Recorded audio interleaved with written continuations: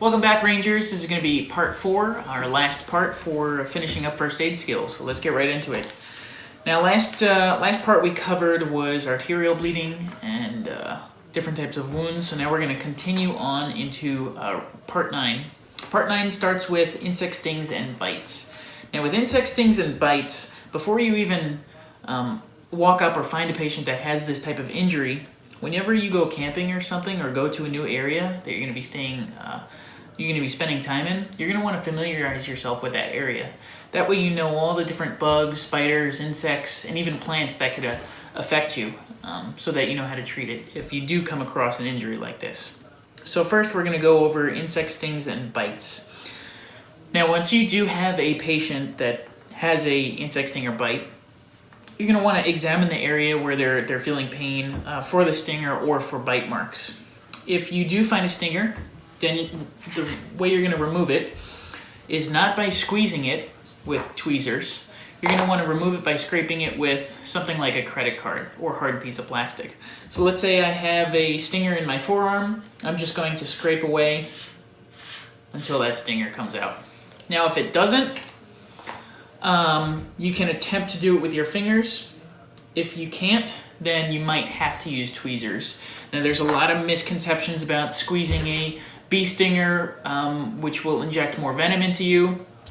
There's research going into it right now on whether it actually does that or not. It's still kind of up in the air, but the most important thing is to remove the stinger at all costs. So if scraping it doesn't work and removing it with your fingers doesn't work, you might have to use tweezers to get it out.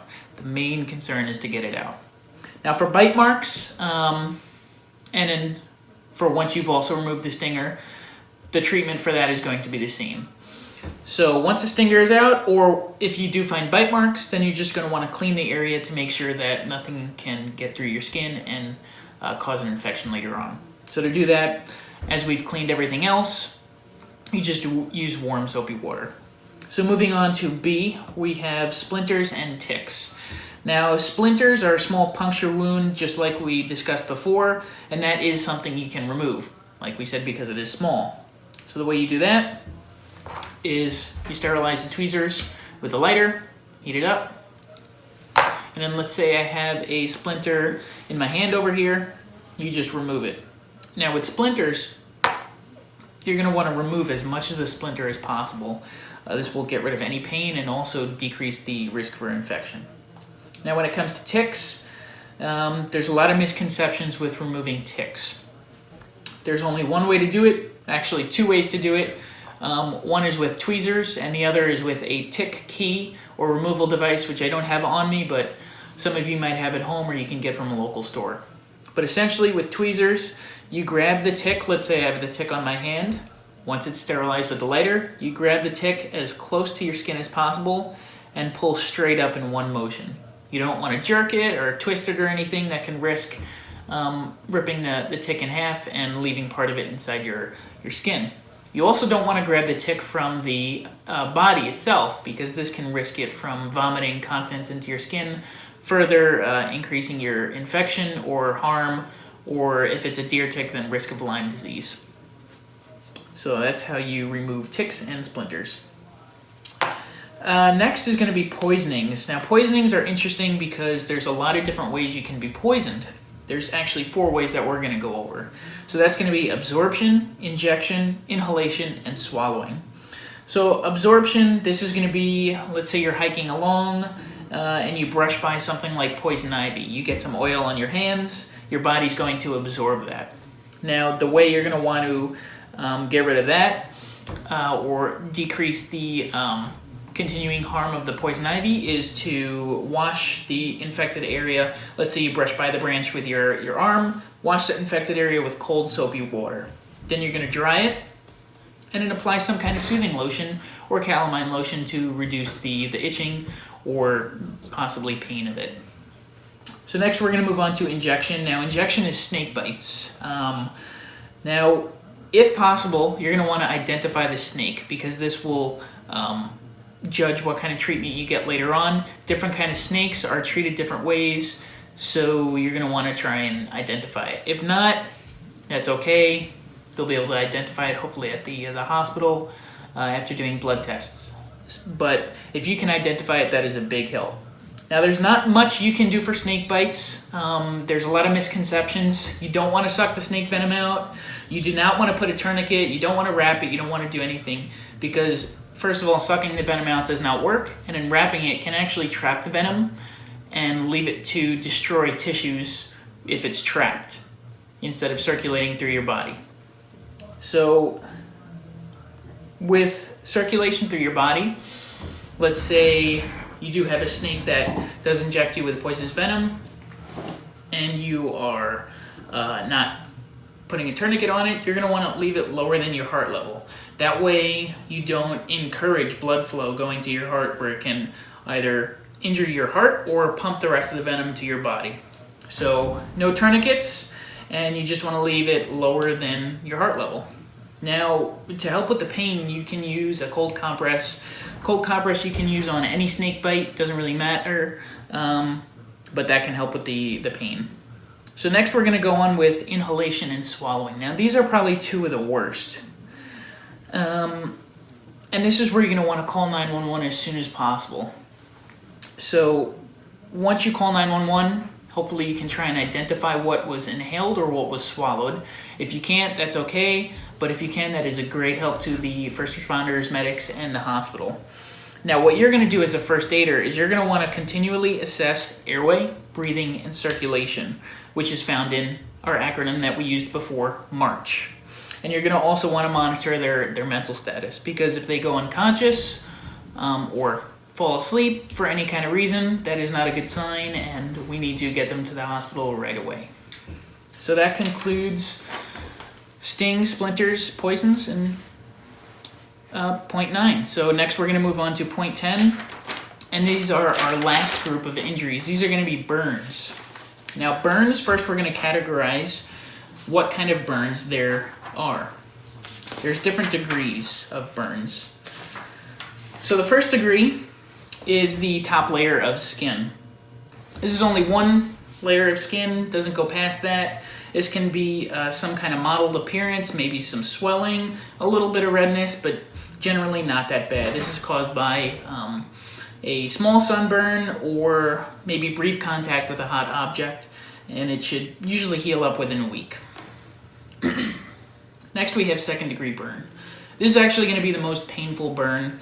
This is caused by a deeper sunburn, hot liquids, or flash burns from gasoline. These burns generally take about 3 weeks to heal, and like I said before, these are the most painful. You can tell if it's a second degree burn based on more reddened appearance, if it's a sunburn or from a liquid burn, or if you have blisters that are starting to form. Next we have third degree burn. Third degree burn goes through many, many layers of skin. And if it's a fire, this can actually cause your skin to char and be blackened. Now, this will actually be less painful than a second degree burn, because a third degree burn, you're burning the nerves. So you won't really feel what's underneath the third degree burn. But with a third degree burn, you can still have second degree burn up further. So let's say some hot liquid splashes my arm or fire burns my arm and I get third degree burn over here. The radiant heat can cause burning further up my arm, so there could be second degree and first degree over here, which can cause blisters and be more painful over here as well. Our last degree of burn is fourth degree burn, and this is where it goes straight through all the layers of the skin and goes straight down to the bone actually. This is the most serious type of burn and can cause a lot of damage if not treated right away. Even if treated right away, they're still probably going to be left with a good amount of damage on their skin. So now that we've gone over the degrees of burn, let's go over the different types of burns. So first we have a heat burn. A heat burn is caused from any thermal substance such as a fire, hot liquids, or any type of explosion basically as well. So to treat a heat burn, first we're going to want to remove the heat source. So we're going to stop the burning process. We don't want any more burning to take place. Next we're going to evaluate what degree burn it is, and then we're going to treat it with cool water.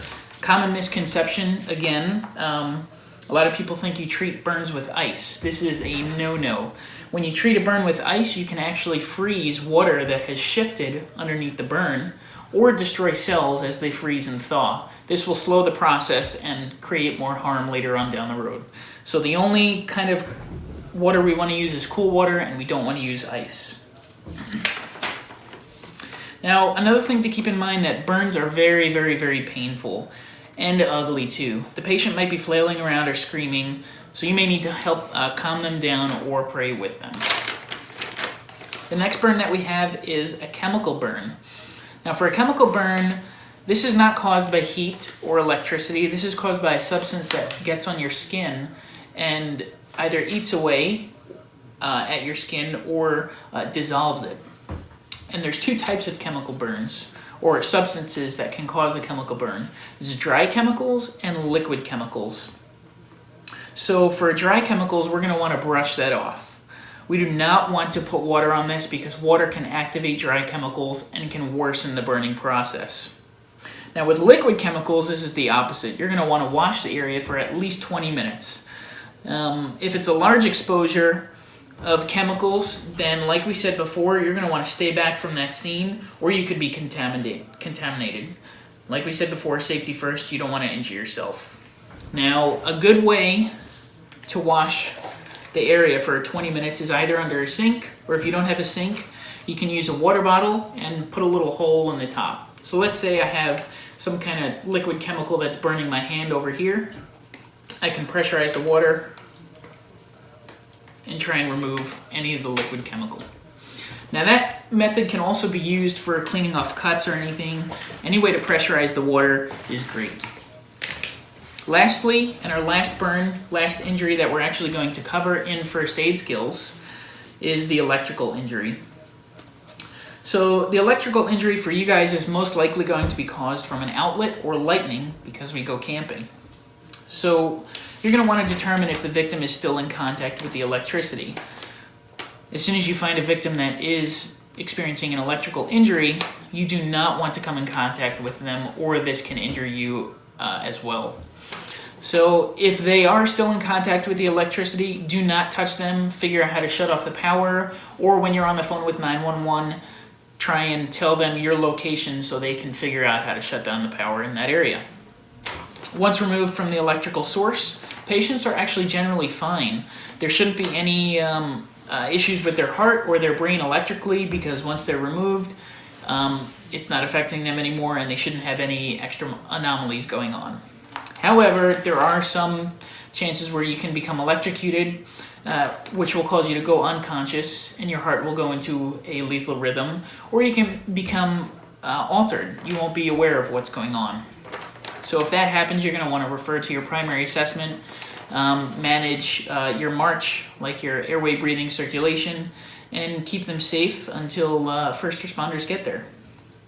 So with that, that concludes part 4. We're going to do a part 5, which is going to go over what you guys should actually have in your first aid kit. So stay tuned for part 5. In the silence you won't let go, in the questions your truth will hold, your great love will lead me through. You are the peace in my troubled sea. Whoa, you are the peace in my troubled sea. My lighthouse, shining in the darkness, I will follow you. Oh, my lighthouse, I will trust the promise. You will carry me safe to shore. Safe to shore.